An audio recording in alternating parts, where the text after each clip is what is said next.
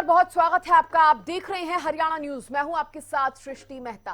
तो देखिए, monkey pox virus ने अब दिल्ली में भी दस्तक दे दी है। आज इसी पर चर्चा करेंगे, जानेंगे कि आखिर ये वायरस क्या है, कैसे फैलता है। लेकिन उससे पहले एक बड़ी खबर आपको दिखा दे। मंकी पॉक्स वायरस से जुड़ी ये खबर, दिल्ली में इस वायरस ने दस्तक दे दी है। इससे पहले केरल में ये मामले जो थे सामने आए थे और अब मौलाना आजाद मेडिकल कॉलेज में उस मरीज को भर्ती करवाया गया है। दिल्ली में मंकी पॉक्स के वायरस ने दस्तक दे दी है। बड़ी खबर इस वक्त की, 14 जुलाई को केरल में पहला मामला मिला था और उसके बाद अब तक 3 मंकी पॉक्स के मरीज जो है वो अकेले केरल से सामने आए थे। अब दिल्ली में मरीज का सामने आना ये चिंता बढ़ा दी है।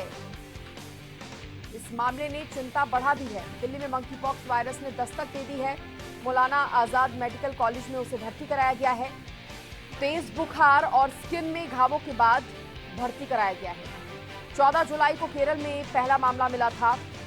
उसके बाद 2 अन्य मामले केरल में सामने आए और अब कुल 3 मरीज जो है केरल में हो चुके हैं मंकी पॉक्स वायरस के।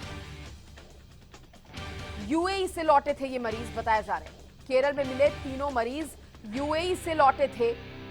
लेकिन अब जो दिल्ली का मामला सामने आया है उसमें कोई विदेशी यात्रा की जो हिस्ट्री है वो मरीज की नहीं बताई जा रही है। फिर ये वायरस कहां से आया, कैसे फैला?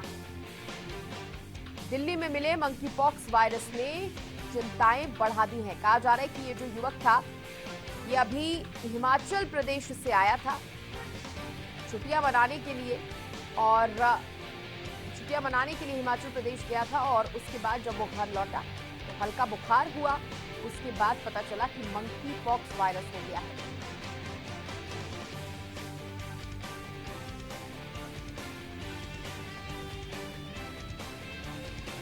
तो मंकी पॉक्स वायरस ने चिंता बढ़ा दी है और बताया जा रहा है कि अब दिल्ली में भी ये जो मामला है वो सामने आ गया है। और इसी पर ज्यादा बातचीत करने के लिए मेरे साथ खास मेहमान जुड़ेंगे।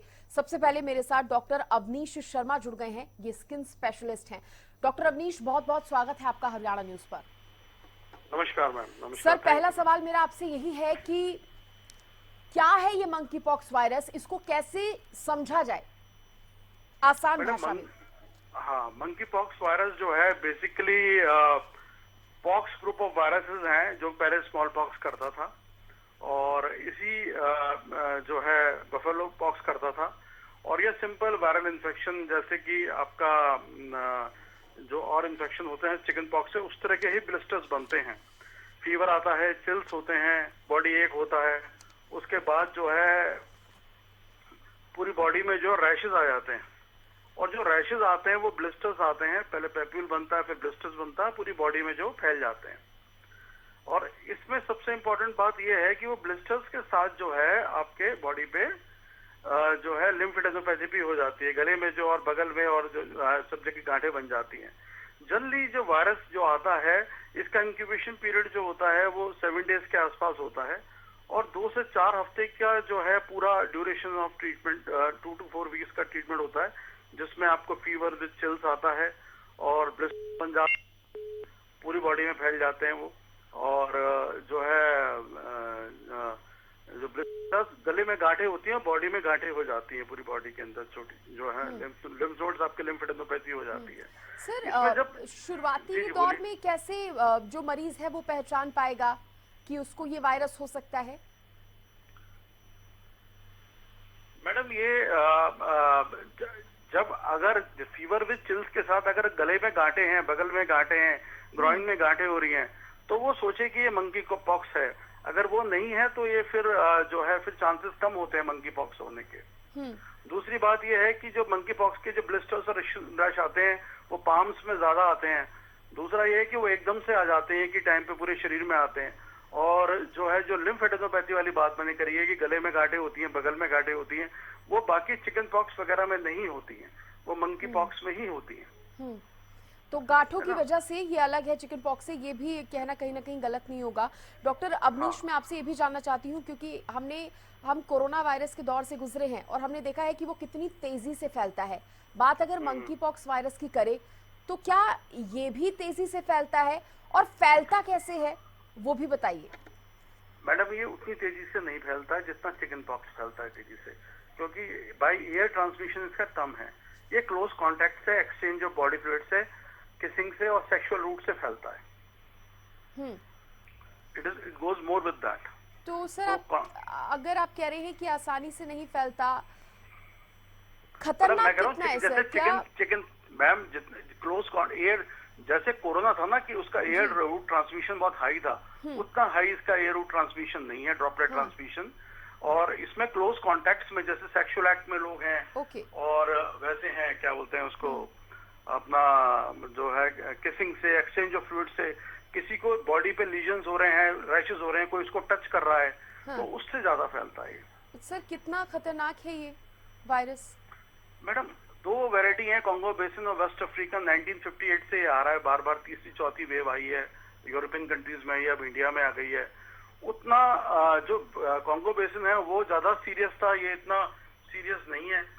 जो लोग मानते हैं इस बात को, it is not dangerous to that level जितना कि वो था। वेस्ट अफ्रीकन वैरायटी है जो वायरस की है ये वाली, एंड लेकिन फिर भी इसको विजिलेंट रहने की जरूरत तो है ही हम सबको, क्योंकि जिन लोगों की इम्यूनिटी कमजोर है, प्रेगनेंसी है, छोटे बच्चे हैं, उसमें जो है दिक्कत ज्यादा रहती है, उसमें केयर ज्यादा रिक्वायर्ड होती है। इम्यूनो कॉम्प्रोमाइज है, HIV है, ट्यूबरक्लोसिस पर है, साइटोटॉक्सिक एंटी कैंसर मेडिसिन पे लोग हैं, तो उनकी तो केयर हमें बढ़ानी ही पड़ेगी। सर WHO ने कहा है कि हाल ही में आए मामले असामान्य हैं और ये अब उन देशों तक जा पहुंचे हैं जिन तक पहले कभी नहीं आए थे, क्योंकि यूजुअली बताया जाता है कि अफ्रीका जैसे कंट्रीज में ज्यादा मिलते थे ये मामले। अब WHO ने भी इस पर चिंता जाहिर कर दी है। हाँ, WHO मैम वरीड है, बिकॉज उसको इतना आउटकम का भी आइडिया नहीं है कि किस तरह से जाएगा। और ये है कि लेट्स सी, होप कि इतना खराब ना हो, क्योंकि वेरिएंट जो है इस बार जो आया वो वेस्ट अफ्रीकन है, कॉन्गो बेसिन नहीं है। तो उम्मीद है कि फिर भी विजिलेंट है, गवर्नमेंट ऑफ इंडिया तो बहुत विजिलेंट है और देख रहे हैं, कंट्रोल कर रहे हैं, केस को प्रॉपर्ली मॉनिटर कर रहे हैं। ठीक है डॉक्टर अवनीश, आप हमारे साथ बने रहिए। इस बीच मेरे एक सहयोगी अमित तिवारी भी मेरे साथ जुड़ गए हैं, उनसे थोड़ा डिटेल में इसको जान लेते हैं कि कितनी तेजी से ये वायरस फैल रहा है, कितने मामले कहां कहां सामने आए हैं। अमित, मैं आपसे जानना चाहूंगी, केरल में पहले एक मामला सामने आया, उसके बाद 2 और मामले सामने आए, यानी कि कुल 3 हो गए हैं। अब दिल्ली तक इस वायरस का पहुंचना, कैसे इसे देखा जाए?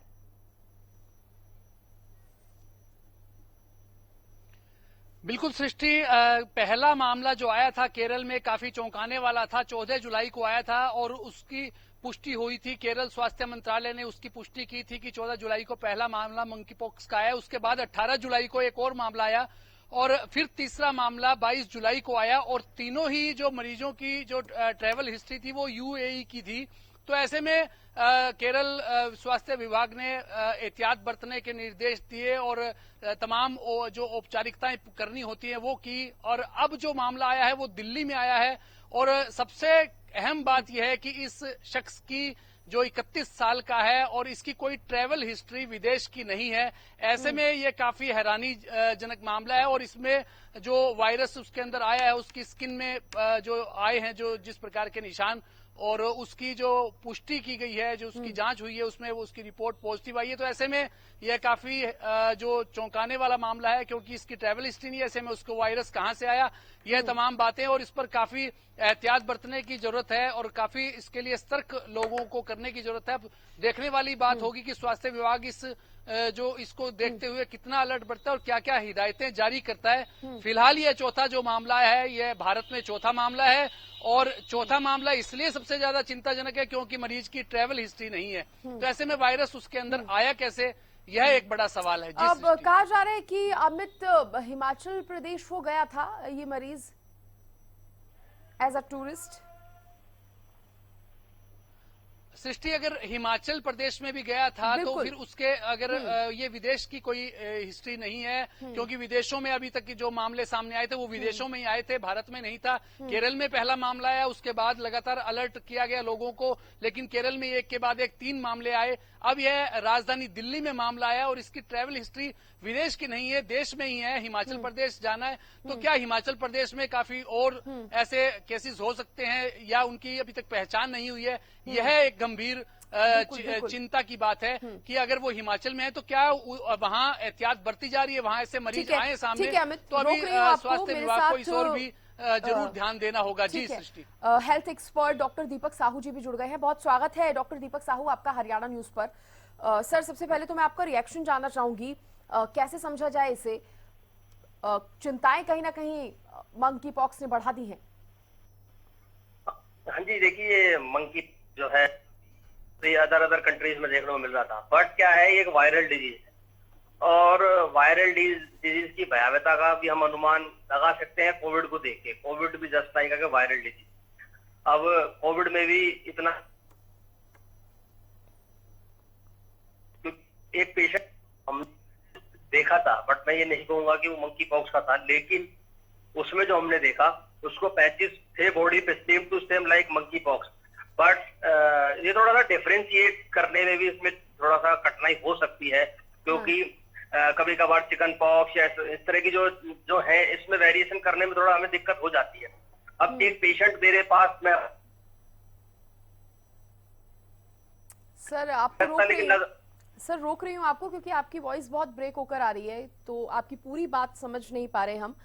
आपसे दोबारा से करेक्ट होने की कोशिश हम कर रहे हैं। इस बीच डॉक्टर अवनीश शर्मा जी का मैं रुख करना चाहूंगी। डॉक्टर अवनीश, क्योंकि आपने बताया कि ये फैलता कैसे है, उसके बारे में आपने जानकारी दी। अब कोरोना को जहां तक आम लोग समझ पा रहे थे, ये हवा के थ्रू भी फैल सकता है, ये ऐसा वायरस है, तो इसलिए मास्क का यूज यहाँ पर किया जा रहा था। अगर मैं मंकी पॉक्स से बचाव के उपाय आपसे जानना चाहूं, तो क्या आप उसको बता पाएंगे कि कैसे आप अपने आप को और ज्यादा सुरक्षित या सेफ रख सकते हैं? मैम, इसमें जो है सबसे इम्पोर्टेंट ये है कि जो पेशेंट हमारे हैं उनको आइसोलेट करने की जरूरत है, उनको मास्क पहनाने की जरूरत है, उनके जो बेड और लिनन है, उनके जो कपड़े हैं, उनके जो बर्तन हैं, उनसे दूर रहने की जरूरत है। ये बिल्कुल सही बात है कि जैसे कोरोना बाय एयर ड्रॉपलेट से मूव करा था, इसका जो बाय एयर था इसमें जो उसकी स्प्रेडेबिलिटी है उतनी ज्यादा बाय एयर नहीं है, फ्लूइड कांटेक्ट से ज्यादा है, ये ओपन स्किन कांटेक्ट से ज्यादा है इसका जो स्प्रेड है। तो हमें क्लोज कांटेक्ट्स जो हैं उनको आपने आइडेंटिफाई करना है कि भाई ये पेशेंट है और इस पेशेंट से हमें किस तरह दूर रहना है। उस पेशेंट को आइसोलेट करिए और फिर उससे दूर रहिए। मास्क पहनने से और ग्लव्स पहनने से हम जो है डेफिनेटली जो है उस पेशेंट से बचेंगे। उस पेशेंट के जो स्किन लीजन्स हैं वो पूरे कवर होने चाहिए, उसको मास्क पहनाओ। अगर उसके स्किन टू स्किन कांटेक्ट होगा तो भी आपको होगा, है ना? तो these are the things which has to be taken care of कि जो पेशेंट है उससे क्लोज कांटेक्ट से दूर रहना है। ठीक है सर, बने रहिए आप।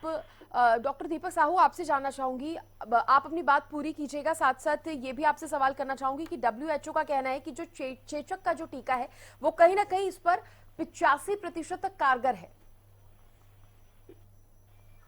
हेलो डॉक्टर दीपक, आपको आवाज मिल पा रही है? हाँ, बिल्कुल क्लियर मिल रही है। आपने क्वेरी करी कि चिकन पॉक्स जो है, कि चिकन पॉक्स का जो टीका है वो इस पे कारगर है, वो क्योंकि दोनों वायरल है। जो है कारगर है, ऐसा नहीं है कि कारगर नहीं होगा, बट कि एफिकेसी जो है वो कम हो सकती है। इसमें थोड़ा सा ज्यादा होगा तो चिकन उसमें मंकी पॉक्स में कम पाएगा, उसमें थोड़ा सा ज्यादा पा सकता है, क्योंकि वो एक पर्टिकुलर उसके लिए बनाया गया है, ये इसके लिए अलग बनाया गया है। अगर ऐसे समझना चाहे कि ये कितना कॉमन है वायरस, क्या इसको कॉमन वायरस की तरह लेना सही होगा या थोड़ा डरने की जरूरत है यहाँ पर इससे?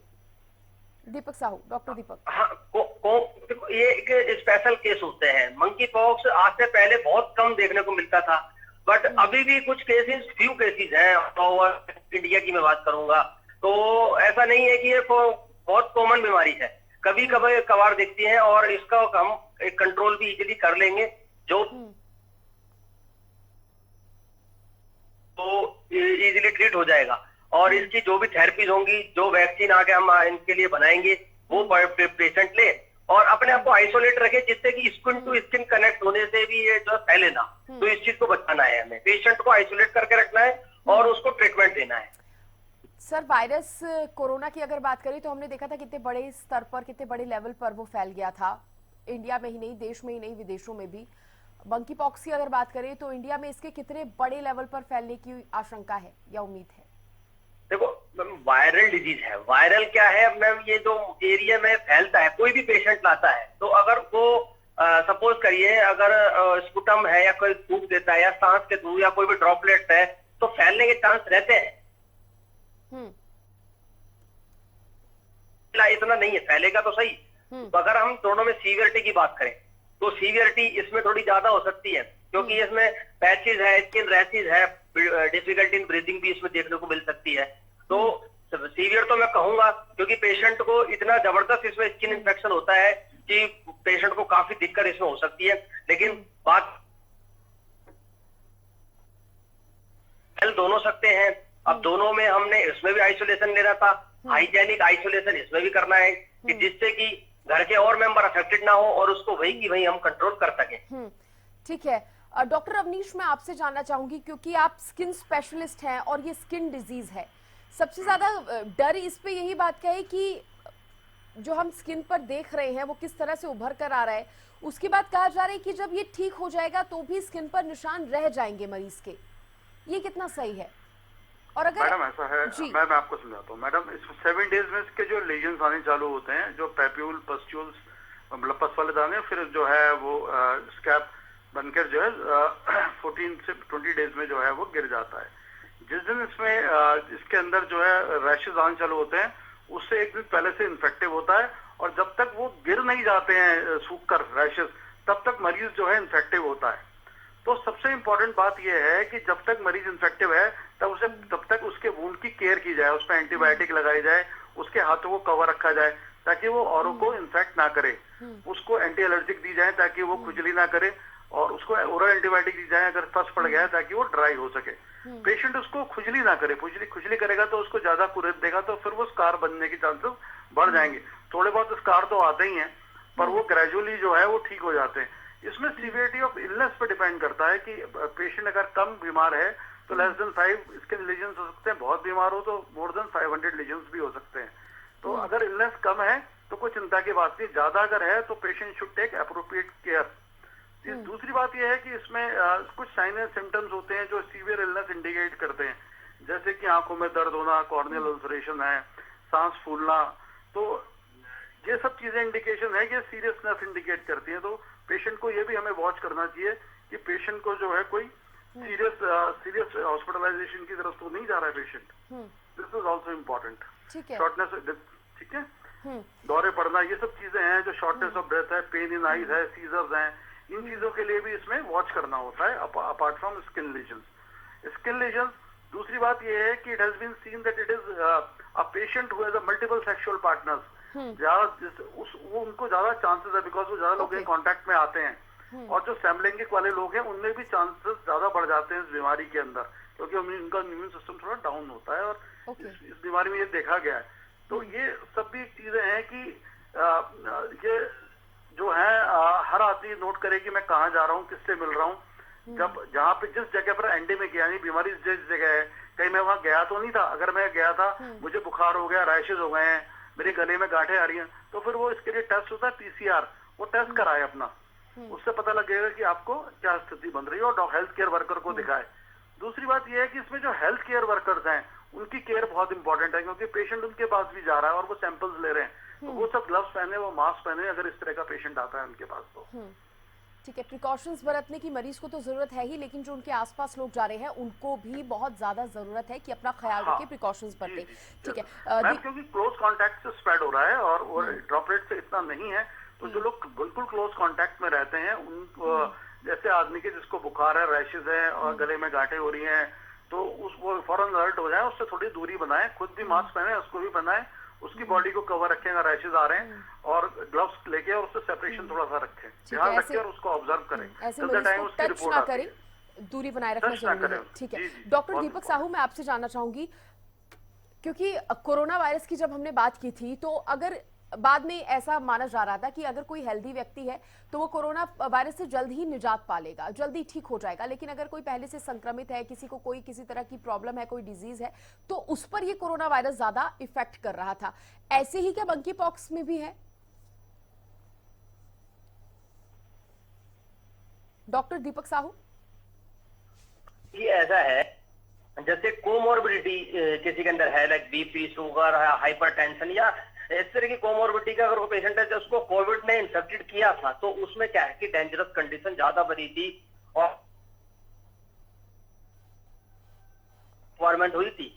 कोई भी कॉम्प्रोमाइज पेशेंट हो तो उसको एक छोटी सी बीमारी भी जल्दी पकड़ लेती है और उसका जो है कॉम्प्लिकेशन तक उसको जाने का पड़ सकता है।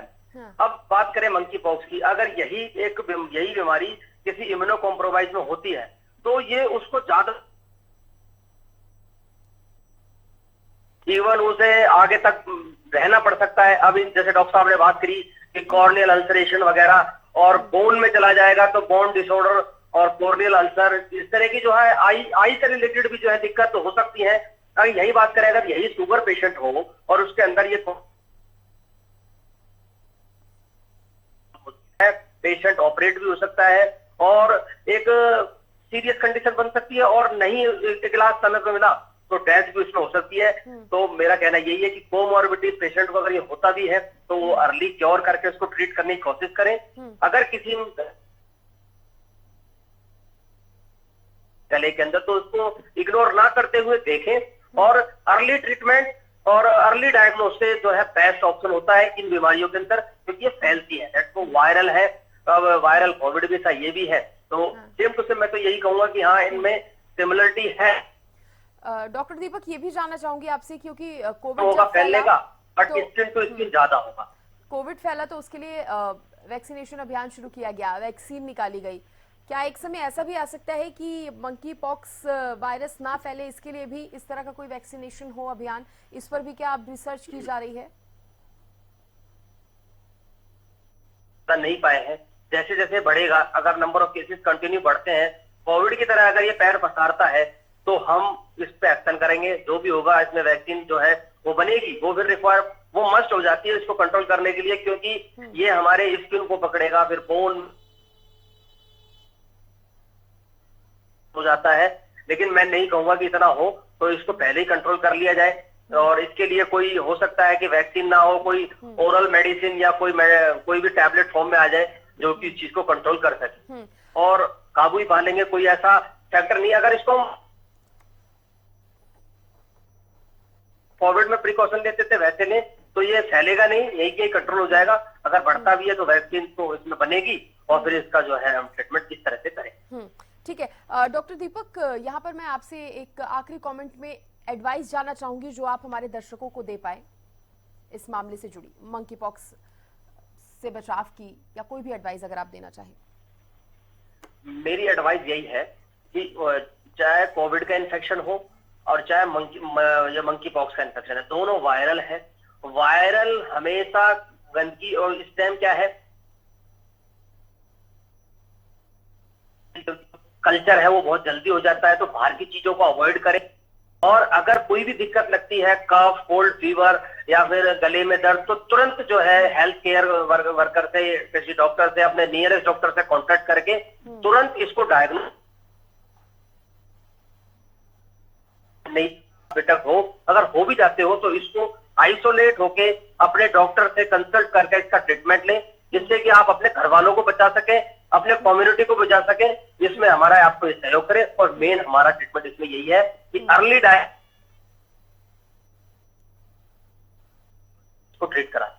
ठीक है डॉक्टर अवनीश, आपकी कोई एक एडवाइस जो हमारे दर्शकों को लाभ पहुंचा सके। मैम, डॉक्टर साहब ने बताया भी कि जैसे ही पेशेंट को लगे कि उसको फीवर हो रहा है, रैशेज आ रहे हैं, गले में गांठें हो रही हैं, और जो है इमीडिएटली वो जो है हेल्थ केयर वर्कर के पास न जाए, डॉक्टर के पास जाए और अपने आप को आइसोलेट कर ले, अपने को मास्क पहने और अपने जो कपड़े हैं और जो बेड शीट हैं और जो यूटेंसिल्स हैं उनको सेपरेट करें और अपना टेस्ट कराएं। सर, एक लास्ट क्वेश्चन मैं और आपसे करना चाहूंगी। अक्सर जब इस तरह के स्किन डिजीज होते हैं हमें, तो डॉक्टर्स कोई ट्यूब प्रोवाइड कर देते हैं या फिर हम देखते हैं कि सरसों का तेल एक घरेलू उपचार के तौर पर, ताकि खुजली ना हो, उस पर लगा लिया जाता है। इसमें भी अगर हम ऐसा कुछ कर सकते हैं क्या? नहीं मैम, इसमें ऐसा बिल्कुल भी नहीं करना है कि सरसों का तेल लगाना है। इसमें आपने अगर ब्लिस्टर्स आते हैं तो आप एंटीबायोटिक क्रीम लगाएंगे उसके ऊपर, ताकि वो और ज्यादा खराब ना हो, और जो है प्रॉपर केयर करेंगे डॉक्टर की एडवाइस के अंदर। So because since it is it can be fatal in some cases, so it has to be, patient has to be isolated and has to be has to take a proper care चाहिए इसके अंदर। इसमें कोई home remedy नहीं है, क्योंकि ये simple वो नहीं है, बीमारी नहीं है। तो अभी अंडर ऑब्जर्वेशन है, और जो है मेरे ख्याल से डॉक्टर की एडवाइस के सिवा कुछ भी ना लगाया जाए, ना ही खाया जाए। ठीक है, डॉक्टर की एडवाइस के बिना कुछ ना खाएं ना लगाएं, और होम रेमेडी यहाँ पर इसके लिए फिलहाल अभी तो कोई नहीं है। अमित, एक आखिरी सवाल आपसे भी करना चाहूंगी। यहाँ पर अब लोगों को और भी ज्यादा अलर्ट रहने की जरूरत है, और कहीं ना कहीं अस्पतालों में भी इसके लिए थोड़े अलग से इंतजाम करने की, क्या लगता है, जरूरत पहले से ही नजर आने लगी है? अमित जी, निश्चित रूप से अगर बात करें सृष्टि, इलाज से परहेज अच्छा होता है, यह हमेशा से कहा गया है, prevention is better than cure. तो इस मामले में भी यही बात है, और सबसे अगर अहम बात यह है कि जो अब सरकार इस बारे में कितना अलर्ट करती है, और जिस प्रकार के स्वास्थ्य बंदोबस्त करने चाहिए, पहले कोरोना वायरस के लिए पूरी तैयारियां की गई थी, उस समय काफी हाहाकार मचा था, उस स्थिति में ना आ पाए, इसलिए लोगों को जागरूकता पहले खुद की करनी होगी। उसके बाद सरकार भी अब क्या इस बारे में हिदायतें जारी की जाएगी सरकार की ओर से, उस पर भी पूरा ध्यान रखना होगा। और अस्पतालों में आज जैसे राजधानी दिल्ली में पहला मामला आया है, दिल्ली सरकार आगे क्या करती है और क्या स्वास्थ्य मंत्रालय इस बारे में क्या निर्देश देता है, पूरे देश में इसको किस प्रकार से फॉलो किया जाएगा, वो देखने वाली बात होगी। ठीक है अमित, लोगों का जागरूक होना एक बार फिर से बहुत जरूरी यहाँ पर हो गया है। जारी करने बहुत शुक्रिया अमित। डॉक्टर अवनीश शर्मा आपका बहुत शुक्रिया, डॉक्टर दीपक साहू आपका भी बहुत शुक्रिया इस चर्चा में जुड़ने के लिए, और ये जो हेल्थी टिप्स आपने दी और ये जो तमाम जानकारी हमारे दर्शकों तक पहुंचाई, उसके लिए बहुत बहुत धन्यवाद। तो देखिए, जैसे कोरोना वायरस से निजात पाई है, उसी तरह से अब मंकी पॉक्स वायरस से भी लड़ना है, और सबसे बेहतरीन उपाय इसका यही है कि बचाव करें खुद का। अगर ऐसा कोई मरीज